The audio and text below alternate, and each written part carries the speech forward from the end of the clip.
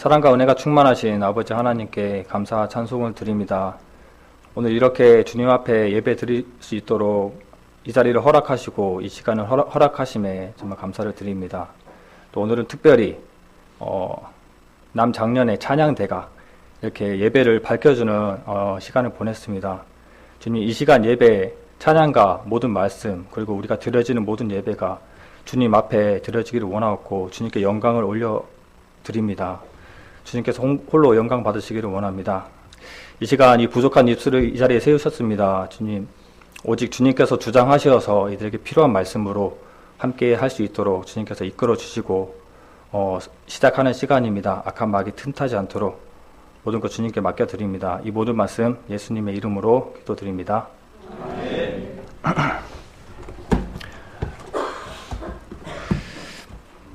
네. 성경 말씀 민수기 16장 말씀을 보겠습니다.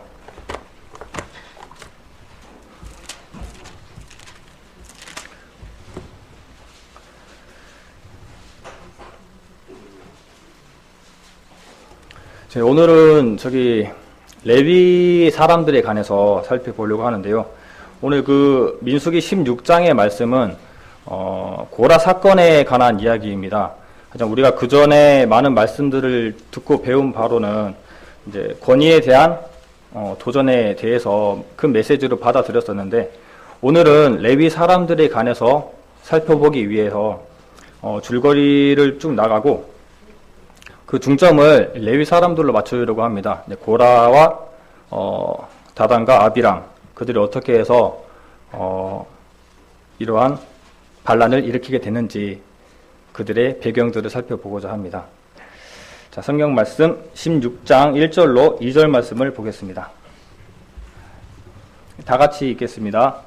레위의 증손 고앗의 손자 이스라엘의 아들 고라와 루벤 자손 엘리압의 아들 다단과 아비람과 벨렛의 아들 온이 당을 짓고 이스라엘 자손 총회의 택함을 받은 자 곧 회중에 유명한 어떤 족장 250인과 함께 일어나서 모세를 거스리니라.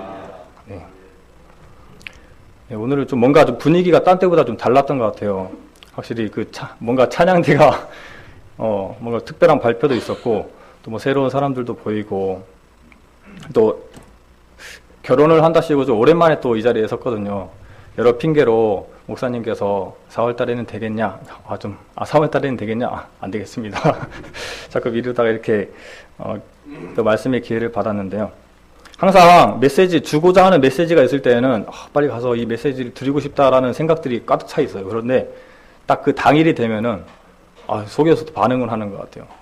또 속이 좀 안 좋고 긴장하고 이런 것들이 하루 종일 있었는데, 또 이렇게 그 말씀의 시작에 또 남작년회에서 모범이 되셔서 또 찬양을 해주시고 또 이렇게 맨 앞에 가운데에 앉아주시니까 굉장히 든든하면서도 긴장이 또 됩니다. 네. 지난번에 저희가 그 레위 사람들에 관해서 한번 다뤄봤었는데요.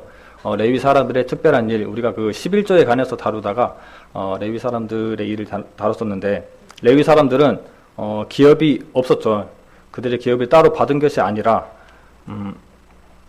그들의 기업은 하나님이었고 민족들이 11조를 하나님께 드리면은 그것을 레위인들이 가지고 쓸 수 있게 되는, 그리고 레위인들도 그 부분에서 10분의 1을 떼서 제사장들에게 드렸던 그런 구조가, 그리고 레위인에 대한 그런 구조가 우리 지금 현대 시대에 사역을 맡고 있는 사람들이, 그리고 직분을 맡은 사람들이 이렇게 빗대어서 우리가 받아들일 수 있다라는 것을 배웠었습니다. 그래서 레위 사람들이 무너지는 배경들을 봤고, 그리고 어떤 것 때문에 무너지는가, 즉 물질적인 것들로 인해서 무너지게 되고, 그로 인해서 그 이스라엘 민족들이 무너지는 것처럼 우리 교회도 우리 각각 성도님들도 무너져서는 안 되지만은 레위 사람, 제사장의 역할을 하고 있는 사람들 또한 무너지면은 이 교회가 무너질 수 있다라는 메시지를 드렸었습니다.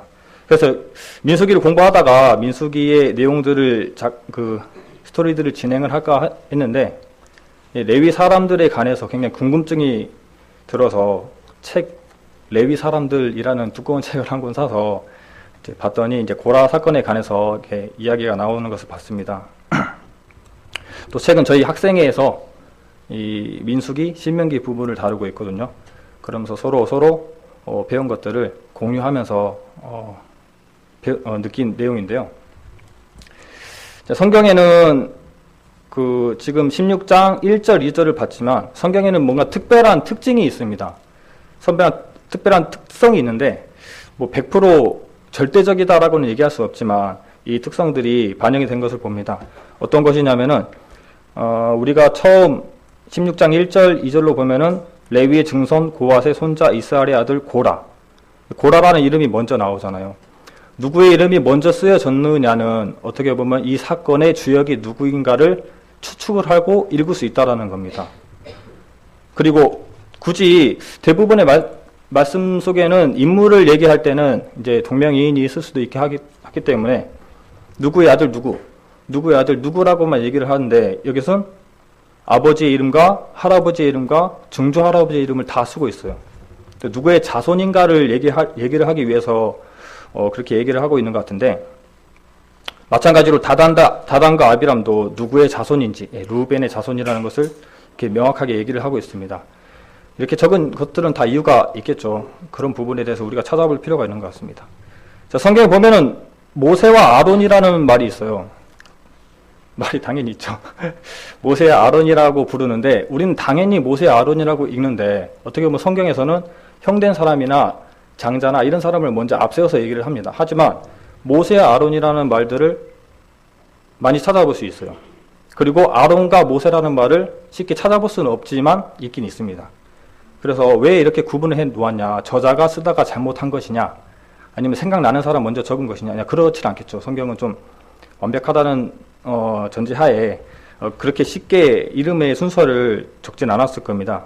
그래서 아론과 모세라고 적은 구절들이 있어요. 출애굽기 6장 20절에도 있고 민수기 3장 1절. 민수기니까 민수기 3장 1절 찾아볼까요?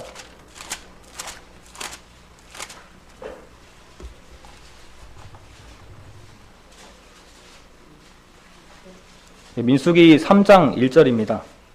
제가 읽겠습니다. 여호와께서 시내산에서 모세와 말씀하실 때 아론과 모세의 낳은 자가 이러하니라. 네. 그리고 저기 역대상에도 가면은 역대상 6장 3절에도 가면은 뭐 한번 찾아보겠습니다. 역대상 6장 3절.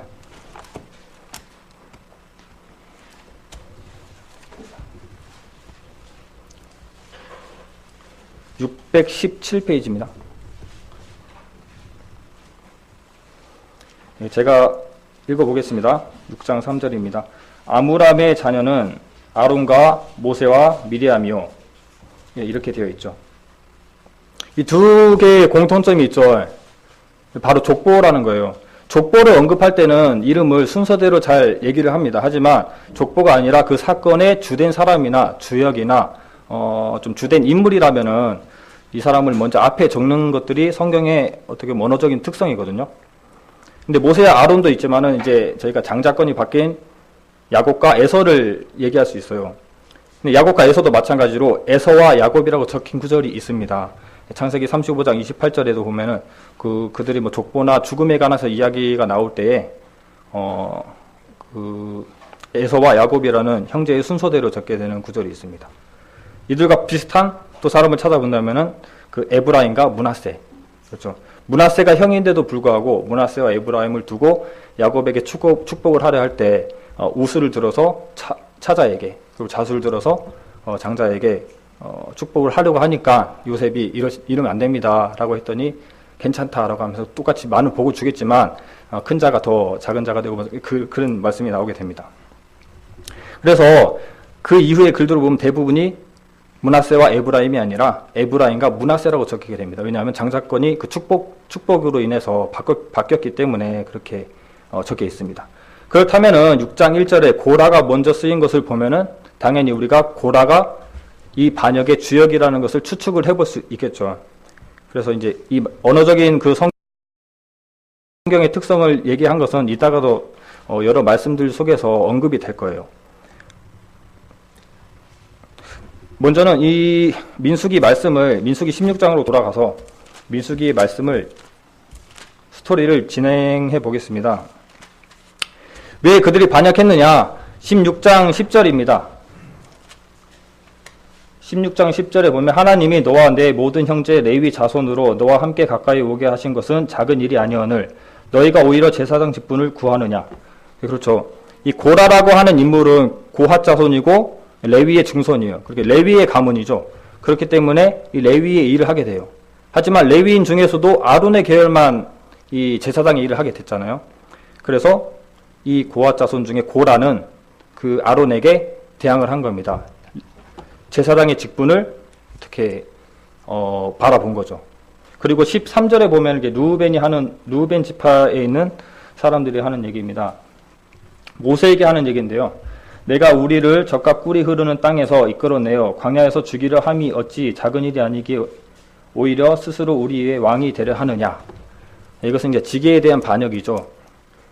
루벤 자손은 어떻게 보면 루벤은 장자의 지파이기도 합니다. 하지만 후에 바뀌긴 했지만 그들이 장자의 위치에 있고 가장 큰 형의 자손인데 왕의 자리를 넘봤을지도 몰라요. 그래서 이 모세가 하는 행동들이 마음에 안 들었겠죠.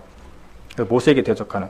그래서 이 고라와 이 레위 사람들이 있을 거예요. 이 사람들은 아론에게 대적했고 다단과 아비람과 오는 모세에게 대적하는 일이 지기에 대한 반역이 있다는 것을 알 수 있습니다. 스토리를 진행해 보면 16장 17절. 그래서 모세가 하는 말이 너희들이 향로에 불을 담아서 와봐라. 그러면 내일 향로에 불을 담아서 와봐라. 그럼 하나님께서 이 백성들을 이제 심판해 주시겠죠. 그래서 그들이 18절에 보면 뒷날 향로에 불을 담아서 오게 됩니다. 근데 왜 그 향로에 불을 담아 오라고 했냐라면 이 향로에 그 다른 불을 들이다가 죽은 나답과 아비후가 있죠. 아론의 아들들. 근데 그런 것처럼 제사장들의 일이나 그쪽에서 성막에서 하는 일들은 굉장히 위험성이 어떻게 보면 있어요. 신중하지 못하고 자기 마음대로 판단하고 선택을 해버리면은 죽음에 이르는 일까지 가게 됩니다. 그래서 나답과 아비후가 다른 불을 들여서 죽었기 때문에 어떤 다른 불을 들이거나 아무 불을 들이거나 아무 사람이 들어오면 죽음에 당할 수 있기 때문에 그럼 너희들이 제사장인지 아닌지 구별해 보겠다라고 해서 사람들에게 향로에 불을 담아서 오라고 한 거예요. 그러면 심판자가 모세와 아론이 아니고 심판은 하나님께서 심판을 하신 것이 명확하기 때문에 그렇게 하라고 했는데 그들이 그렇게 들고 왔습니다. 말씀을 알았는지 하나님의 명령을 까먹었는지 모르겠는데 그렇게 들고 왔습니다. 이제 그렇게 하자 그들 반역의 회중의 무리에서 떠나라고 하십니다. 하나님께서. 왜냐하면 심판을 하실 것이기 때문에.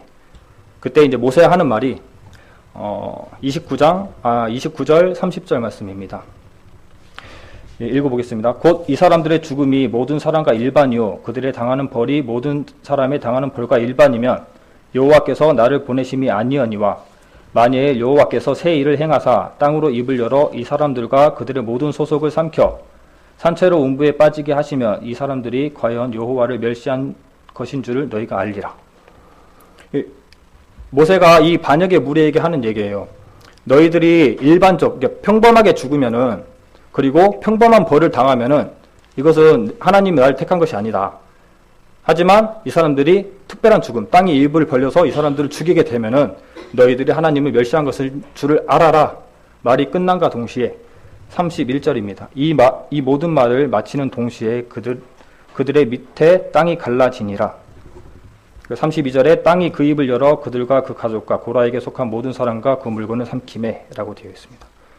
결국 이들의 반역의 결과는 이 특별한 방법으로 하나님께서 심판을 하시게 되는데 결국 우리가 이제 그동안에 많이 배웠던 건의에 대한 반역, 그게 가장 큰 메시지입니다. 하지만 오늘은 이 고라 그리고 다단과 아비람 이런 사람들이 어떠한 배경에서 이런 불만들이 생겼는지를 한번 살펴보면서 레위인의 하는 일이 무엇인지 어떻게 살았는지를 살펴보고자 합니다. 근데 이제 추가적으로 말씀드리고 싶은 것은 고라가 주역이고 이 사건을 사람들도 마찬가지로 고라의 사건이라고 불렀을 수도 있어요. 왜냐하면 후에 민수기 27장에 나오는 말씀인데 슬로보앗의 딸들이 나오게 됩니다. 슬로보앗의 딸들이 그들은 아들이 없었어요. 그 딸 형제들 중에서는. 하지만 그 아버지가 죽어가지고 그들이 기업을 받지 못하는 형편이 됩니다. 그래서 모세와 그 족장들에게 가서 하는 말이, 우리 아버지는 고라의 무리에 든 사람이 아니고 자기 죄로 죽었는데 하면서 이야기를 진행하면서 우리에게도 기업을 주소서라고 얘기를 합니다. 이렇게 보면은 이 시대에 고라라고 하는 인물과 이 고라의 무리, 이 고라의 사건이 사람들에게 어떻게 비춰졌고 그들에게 어떻게 남았는지를 알게 되잖아요. 어떻게 보면 신약의 사마리아인과 같은 그런 이미지가 아니었나라는 생각도 해보게 됩니다. 그래서 말씀의 순서에 따라 고라라고 하는 인물이 주역이고, 이 사건을 사람들도 굉장히 고라라고 하는 인물을 어떻게 생각했는지 한번 생각해 볼 필요가 있습니다. 그렇다면 왜 반역하였나? 이제 반역의 배경을 보면은 이 사건 앞에 어떤 사건이 나오냐면은 정탐 사건이 나오게 됩니다. 정탐의 직후 사건인데요. 그들이 정탐 때 어떻게 보면 실패한 세대라고 되었죠. 정탐 때 그들이 가나안 땅에 가보니까 뭐 음식도 크고 좋은데 사람들도 크고 철을 사용하고 굉장히 강한 사람들이었어요. 그들이 뛰어넘을 수 없는 사람들이었습니다. 그래서 돌아와서 정탐을 마치고 보고하기를, 우리는 그들 앞에 가니까 스스로 우리는 메뚜기 같다라고 얘기를 하게 되는데요. 그 일을 통해서 그 한 세대가 실패한 세대로 되게 됩니다. 근데 이왕 실패했으니까 막 전쟁도 쳐들어가고 했겠죠. 그래서 하나님께서 또 멸하시고, 그 남은 세대들이 남아서 있는 그런 진영에서 그들의 불만들은 어떻게 보면은 이 실패한 세대이기 때문에 그게 달할지도 몰라요. 이게 가장 큰 원인이라고 생각합니다. 이제 그 세세하게 가보자면은 아까 말씀한 것처럼 16장 10절 11절에 나온 고라, 바로 제사장의 직분, 아론을 원망한 것, 그리고 루벤 자손은 왕, 그리고 모세에게 대적한 것이 원인이 되겠습니다. 그런데 이제 루벤 자손은 어떻게 해서 이렇게 반역을 하는, 불만을 가지는 다단과 아비람은 어떻게 해서 그러한 불만을 가졌는가라는 것에 대해서 살펴보려면은 루벤에 관해서 우리가 알아볼 필요가 있는 것 같아요. 루벤은 우리가 아는 것처럼 야곱의 아들 중에 장자입니다. 하지만 창세기 35장 22절에 나온 루벤이 서모 빌하와 통간을 하게 되는 일이 나타나게 되고, 그 일을 이스라엘이 들어서 알게 됩니다. 그래서 나중에 12아들들을 축복할 때 창세기 49장에 보면은 루벤에게 축복하는 내용이, 너는 탁월치 못하리니 아비의 침상에 올라 더럽혔음이로다 라고 되어 있습니다. 탁월치 못한다는 것은 이 현대인의 성경으로 읽어보니까 가장 뛰어나지 못하리니 라고 되어 있어요. 어떻게 보면 이 장자가 가장 높은 사람이 아니다, 가장 그 장자의 위치가 아니라는 것을 얘기를 하고 있잖아요. 루벤은 이 소모 비라와 통관하는 것으로 인해서 장자의 위치를 박탈당한 거나 마찬가지입니다. 그러면은 과연 장자의 역할, 가장 으뜸이 되는 지파 중에 가장 으뜸이 되는 역할은 누가 했느냐? 유다가 하게 되거든요. 근데 사는 곳이나 그리고 행진할 때 일선에 서게 되는 것들도 보면은 유다가 가장 앞장서고 사는 곳도 가장 좋은 위치에 유다 진영이라고 불리고, 그런 거 보면은 어떻게 보면은 루벤 자손이 보기에는 유다 쟤네들이 사는데 우리가 살아야 되는데, 유다 쟤네들이 맨 일선인 거 우리가 가야 되는데 라는 불만들이 있을 수도 있습니다. 근데 왜 굳이 유다냐? 유다는 넷째거든요. 이제 루벤 밑에 시몬과 레위가 있는데, 이것도 우리가 아는 내용처럼 그 세겜 사건, 디나 강간 사건 때문에 시몬과 레위도 마찬가지로 좋은 복을 받지 못하고 오히려 저주를 받게 됩니다. 그 일을 통해서 넷째이기 때문에 유다인가 라고 해석할지 모르겠지만, 유다에게도 특별한 그런 사건들이 있거든요. 뭐 크게 돋보이는 사건들은 없지만 유다의 사건들은 다말 며느리 사건과, 그리고 요셉 사건이라기보다 이집트에 있는 요셉에게 그 곡식을 구하러 갔을 때 베냐민을 데리고 오라는 그 일에 언급되는 것 외에는 없습니다. 그렇다면은 다말 사건은 일단 약간은 주관적인 내용들이 함축되어 있기 때문에 개인적으로 찾아보시면 좋겠고요. 유다에 관해서 이 요셉이 베냐민을 데리고 오라고 한 내용들을 한번 살펴보겠습니다. 창세기 42장 37절 말씀입니다.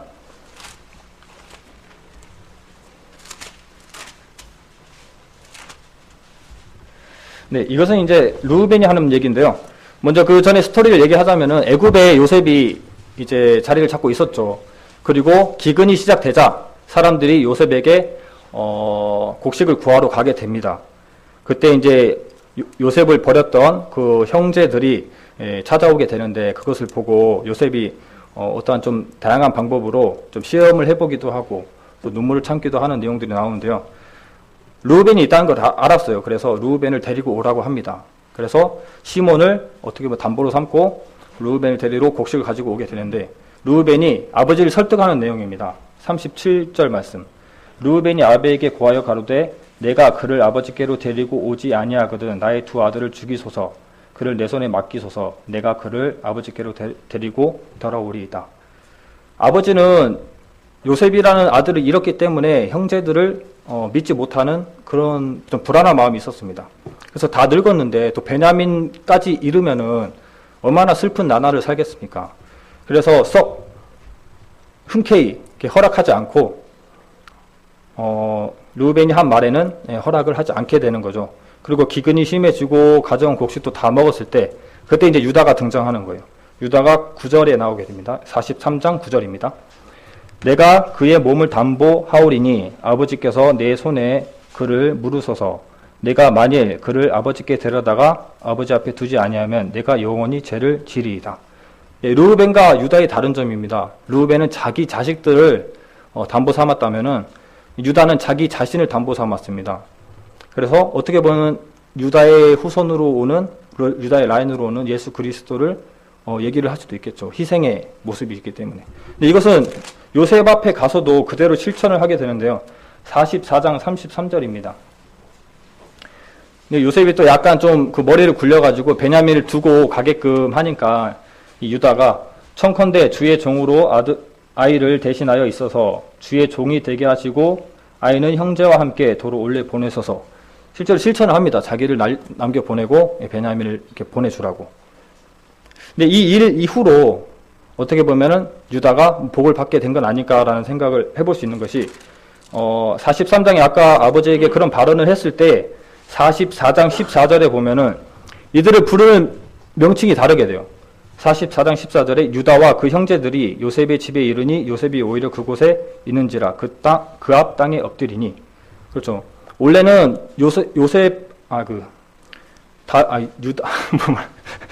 야곱의 아들들은 야곱의 자손들이라고 부르거나 그 형제들이라고 부르거나 하는데 이렇게 누구와 그 형제들이라는 언급은 여기 처음 됩니다.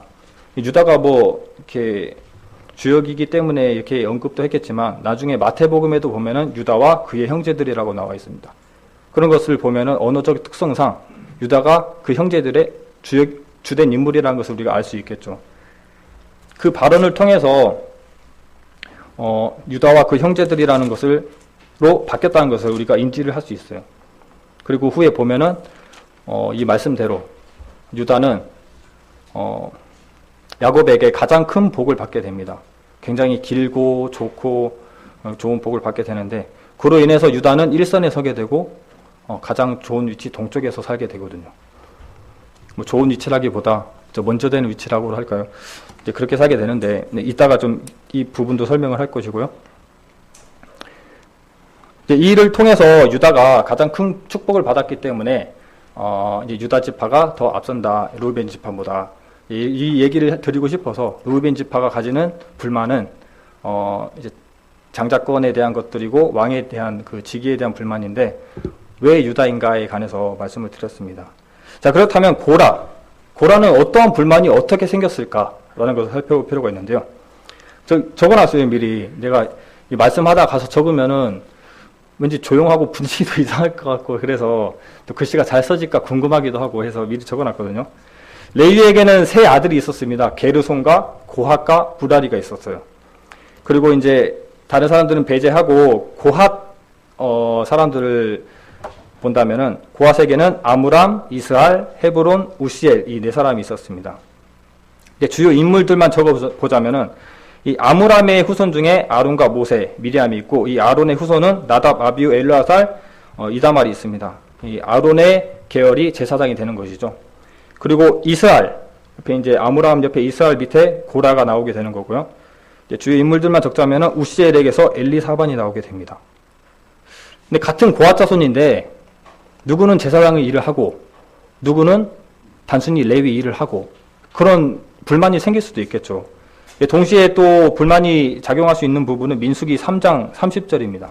한번 찾아볼까요?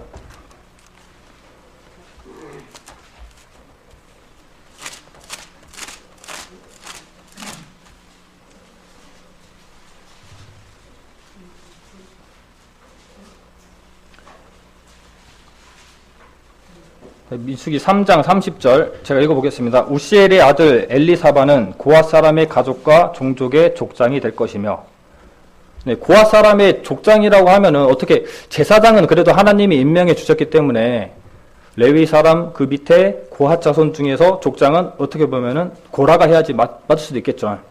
하지만 우시엘의 아들 엘리사반이 했다라는 것을 또 볼 수 있어요. 그리고 32절에 보면은 제사장 아론의 아들 엘르아살은 레위인의 족장들의 어른이 되고 또 성소를 맡은 자를 통할할 것이니라.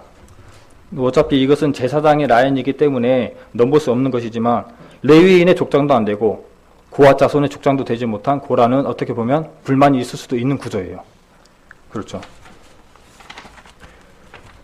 그렇다면 고핫 자손은 무슨 일을 했는가를 살펴볼 필요가 있거든요. 이제 레위인의 하는 일들을 보면은 크게 얘기하자면은 제사장을 돕고 회막 일을 하는 것이 레위인의 주된 업무입니다.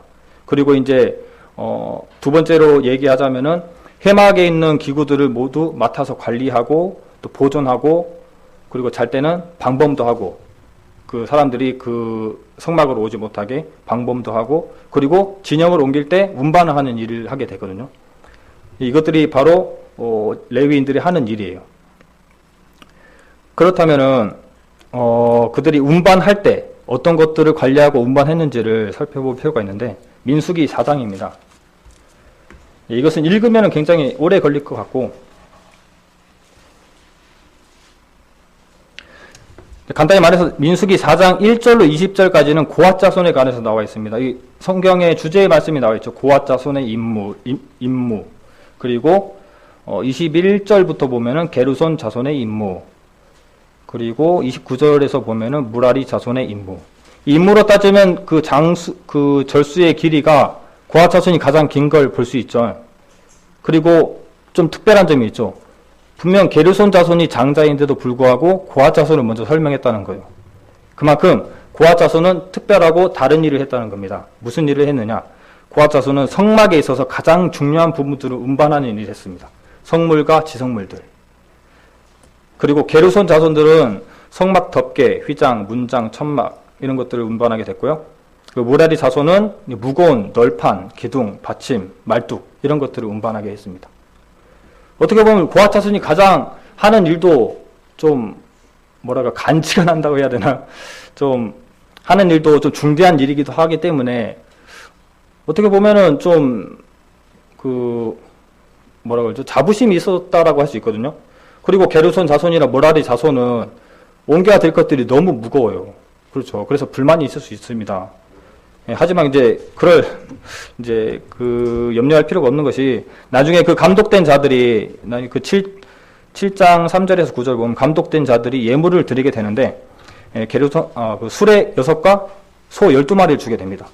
그래서 게르손 자손들은 수레 2개, 소 4마리, 그리고 무라리 자손들은 무겁잖아요. 기둥이나 이런 것들이 굉장히 무겁기 때문에 수레 6개와 수레 4개와 소 8마리를 주게 됩니다. 근데 고핫 자손에게는 아무것도 주지 않아요. 왜냐하면 고핫 자손에게는 굉장히 중요한 것들이잖아요. 등에 매게끔 했습니다. 매라고 나와 있어요. 어깨에 매는 일을 하게 하나님께서 말씀하셨습니다. 근데 이 일을 하면은 또 한 가지 생각나는 것들이 있죠. 약간 좀 빗나가긴 한데 우사가 죽은 사건을 우리가 생각해 볼 수 있습니다. 그 사무엘하 6장 6절로 7절 말씀에 보면은 소들이 뛰어서 우사가 하나님의 개를 손으로 붙들다가 죽게 되는 이야기가 있는데 이제 다윗이 하나님의 개를 가지고 오려고 하는데 이 우사와 어떤 사람이 이것을 지성물이잖아요. 지성물은 어깨에 매게끔 되어 있습니다. 메고 와야 되는데 이 방법이 잘못된 거죠. 소를 이용해서 수레에다가 태웠단 말이에요. 그래서 굳이 얌전하게 왔어도 죽을까 말까 하겠는데 방법이 틀렸기 때문에. 그런데 이 소들이 뛰어서 굳이 그것을 손대게 만들어서 이 사람들이 죽게 되는 일을 성경에는 적고 있습니다. 우리는 그 성경을 모르면 안 된다라는 메시지를 많이 주게 되는데 이런 부분들까지 알기 위해서는 굉장히 성경을 많이 알아야 되겠죠. 근데 우리 삶 속에서 크고 작은 실수들이 많이 나옵니다. 정말 무지에서 나오는 제약들도 있고 정말 작은 것을 몰라서 이렇게 실수하는 경우들도 있는데요.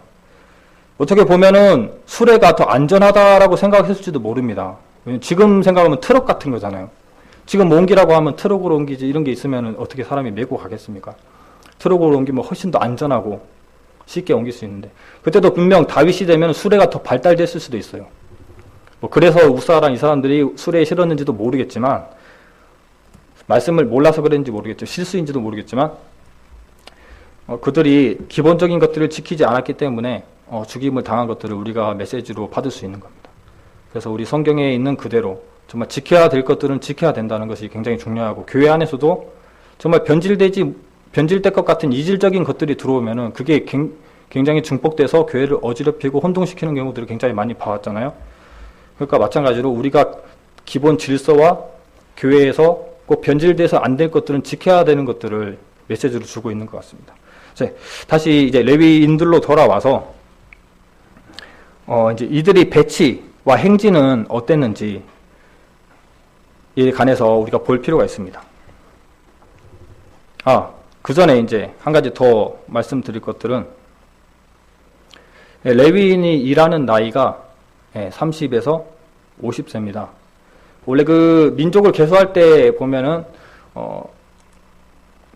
군대 개념이기 때문에 20세부터 개수를 하게 되는데 레위인들은 태어난 지 몇 개월 된 그 사람도 개수를 하게 되고 일에 관해서는 30에서 50세 그리고 민수기 8장 24절에 보면은 25세부터 일을 하게 되어 있습니다.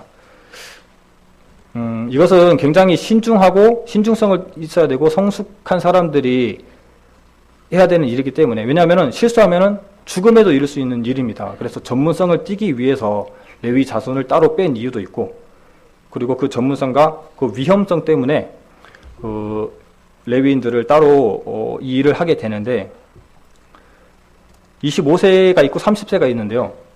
30세부터는 본격적으로 일을 했겠죠. 그리고 25세부터는 어떻게 보면 수습 기간인 겁니다.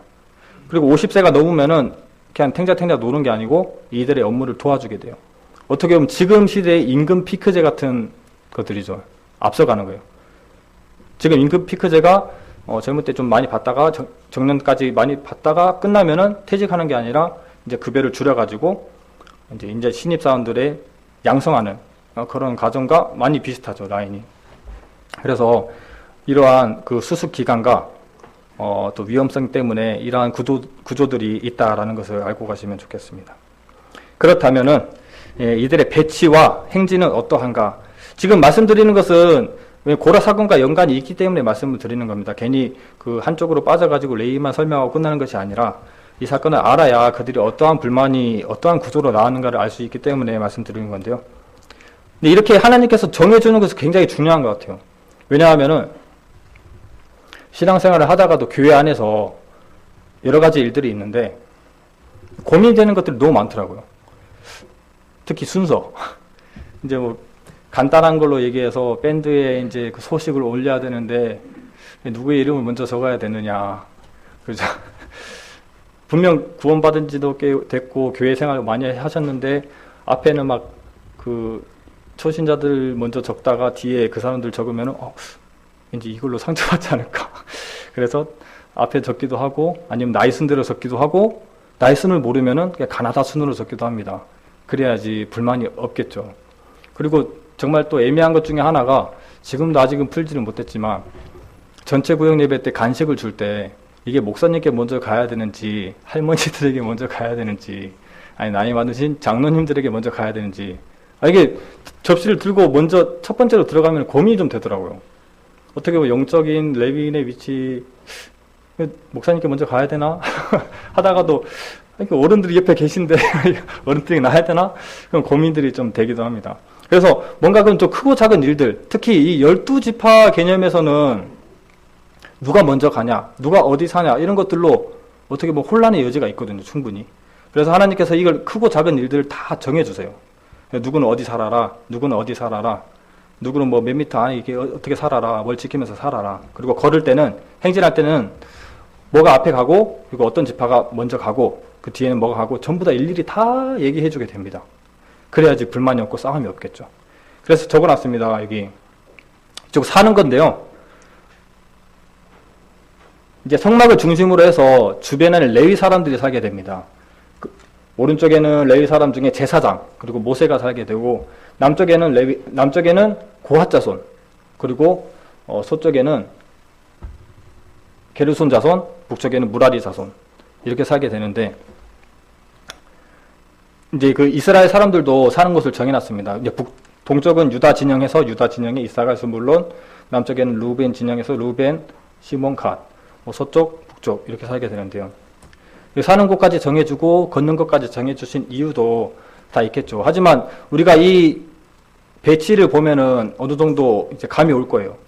어떻게 해서 루벤의 자손과 고핫 자손이 함께 불만을 품을 수 있었는지.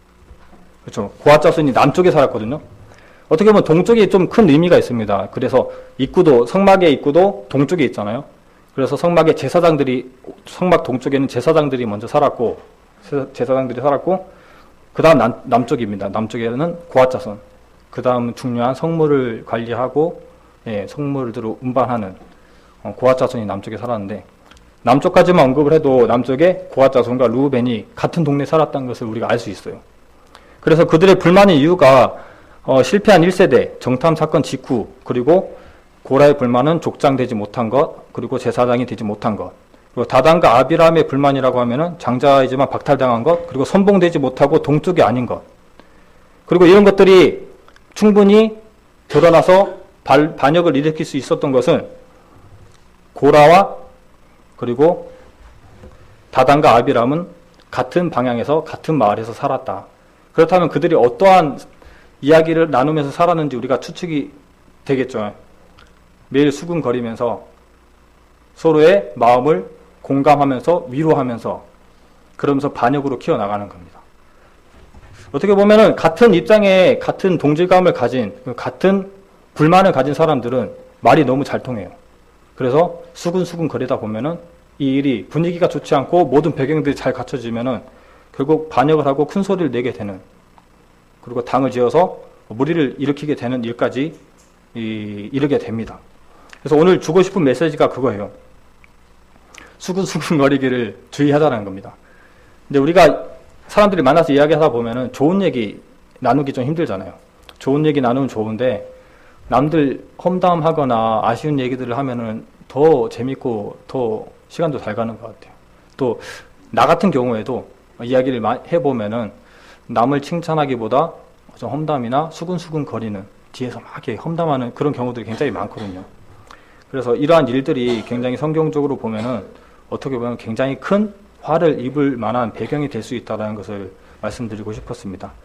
이렇게 말조심, 수근거림에 관해서 한 가지 이게 더 말씀드리고 싶은 것은 지난 시간에 얘기를 들었었는데 고기를 달라라고 하는 사건, 민수기 11장 4절을 한번 보도록 하겠습니다.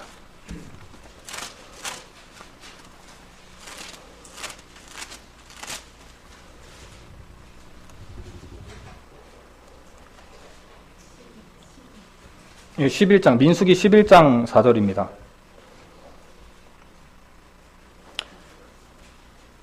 이스라엘 중에 섞여 사는 무리가 탐욕을 품음에 이스라엘 자손도 다시 울며 가로되 누가 우리에게 고기를 주어 먹게 할꼬. 지난 시간에는 단순히 고기를 달라라고 하는 불만으로만 그쳤지만 이 구절을 자세히 살펴보니까 어떻게 해서 그 불만이 시작됐는지 읽어보면은 이스라엘 중에 섞여 사는 무리가 탐욕을 품게 됩니다. 이스라엘에는 이스라엘 사람들만 사는 게 아니라 하나님의 능력을 맛보고 애굽에서 같이 나왔던 사람들이 있어요. 그 중에는 애굽 사람들도 있을 것이고 같이 노역의 일을 했던 다른 나라 사람들도 있을 겁니다. 그러니까 외국인들, 아까 그 목사님께 말해보니까 잡족이라고 이렇게 적혀 있다고 하더라고요. 그런 잡족들, 외국인들이 함께 따라 나왔는데, 어떻게 보면 이스라엘 사람들에게는 없는 다른 이질적인 세상의 문화가 굉장히 묻어있는 사람들일 수 있어요. 외국 사람들은. 이렇게 외국 사람들이 그들이 당연히 불만이 많겠죠. 그들의 문화와는 너무 다르니까. 그래서 불만을 터뜨리고 탐욕을 품었는데 그것이 발동이 되어서 이스라엘 사람들이 다 함께 울며 고기를 달라고 하는 일로 번지게 됩니다. 그것처럼 이것도 굉장히 중요한 메시지거든요. 교회 안에도 이제 초신자의 입장에 되시는 분들이 있어요. 이 자리에는 없지만 초신자의 입장에 있는 분들은 초신자의 입장이 되신 분들이 들으면 기분이 상할지 모르겠지만 이제 초신자뿐만이 아니고 신앙생활을 오래 했다고 해도 이질적인 세상 문화가 더 많다면은 초신자의 외국 사람과 뭐 다를 게 없지 않습니까? 근데 초신자가 가지고 있는 것들은 뭐냐면 하나님의 문화는 별로 없어요. 하지만 세상에 이질적인 문화들은 굉장히 많습니다. 그래서 그런 이질적인 문화들을 회의나 교제 가운데에서 공유를 하고 그리고 회의에 접목시키고 교회의 질서에 잠깐 반영을 하고 하면은 어떻게 보면 교회가 무너지게 되는 그런 발단이 되게 되거든요. 이 이스라엘 사람들도 이 사람들이 탐욕을 품거나 원망하는 그런 얘기를 하지 않았으면은 다 같이 울면서 고기를 달라고 얘기를 하지 않았을 수도 있겠다 싶기도 한데, 그럼 뭐 한 가지 음식만 먹으면 당연히 불만이 생기겠죠. 저는 불만이 좀 많이 있을 것 같아요. 근데 이런 것처럼 이제 고기를 달라고 하는 불만이 섞여 사는 무리에게 나왔던 탐욕에 의해서 발동되었다는 것을 우리가 보면서 교회 신앙생활 가운데 초신자 되는 사람들의 말들도 잘 조율을 해줘야 되고, 동시에 더 영향력이 있는 것들은 오래 신앙생활을 했는데도 불구하고 초신자 같이 사는 사람들은 어떻게 보면 이렇게 자주 하죠. 사람들에게 신뢰를 많이 얻게 돼요. 근데 그런 사람들이 한 가지의 이질적인 의견을 내놓았을 때 교회가 무너질 수 있는 확률이 굉장히 높습니다. 그렇기 때문에 외국 사람들, 세상의 문화가 더 많은 그런 모습이 있는지, 혹시 내가 아닌지, 혹시 그런 문화를 가진 사람들의 언변을 내가 감싸주거나 따라주진 않는지에 관해서도 우리가 생각해 볼 필요가 있습니다. 그래서 오늘 주고 싶은 메시지는 그렇습니다. 굉장히 좀 다양하게 복잡하게 말씀드렸지만은 고라와 저기 다단과 아비람이 같은 동네 살았다는 얘기를 해주려고 이렇게 많이 돌아왔어요. 근데 저희가 이제 이렇게 보면은 충분히 그런 일들이 있을 수 있겠다라는 것을 예측을 할 수가 있잖아요. 마냥 나쁜 사람이다라고도 얘기할 수 있겠지만 어떻게 보면은 이런 부분들이 충분히 드러날 수 있고 생길 수 있는 일들이었다. 그렇기 때문에 우리도 수근수근 거리기, 그리고 말조심, 그리고 외국 사람에 대한 초신자 같은 그런 마음, 또 그런 신앙생활, 또 그런 의견들, 또 그런 방향, 그런 것들을 굉장히 조심해야 될 필요가 있는 것 같습니다. 이제 추가로 이제 사실 전도 집회를 앞두고 드리기에는 너무 학습적인 내용입니다. 하지만 이제 레위인에 관해서 쭉 더 알아보면은 레위인은 이 민족들 중에서 레위 지파는 영적인 장자, 영적인 장자의 역할을 레위인이 하게 되거든요. 근데 우리는 교회 가운데 이제 구조로 본다면은 뭐 제사장의 역할을 목사님이 한다고 치고 뭐 직분자들이 뭐 레위인의 역할을 한다고 이렇게 그려볼 수도 있어요. 근데 그렇게 그려야지 어떻게 보면 맞을지도 모릅니다. 근데 우리는 세상 가운데 나아가면은 믿는 그리스도인들은 레위인들이에요. 그리고 구원받은 우리들이 바로 사람들에게 메시지를 전달해야 되는 제사장의 역할을 해야 됩니다. 교회는 교회답게 교회 구성 속에서 그런 구성들을 인정을 하고 받아들이고 자기 위치에서 걸맞는 것들을 순종하며 살아가면 될 것 같아요.